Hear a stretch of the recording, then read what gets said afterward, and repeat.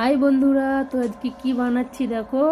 তো আমি সবার প্রথমেই দেখো ফুলকপিটাকে গ্রেট করে ধনেপাতা, কাঁচা লঙ্কা, একটু আদা সব কিছু দিয়ে নুন দিয়ে ভালো করে এটাকে মেখে সাইডে রেখে দিলাম। আর শীতের দিনে তো মেথি শাক, ওর তো কোনো কথাই নাই। তো মেথি শাককে আমি কুচিয়ে আটা দিয়ে ভালো করে মেখে নিলাম।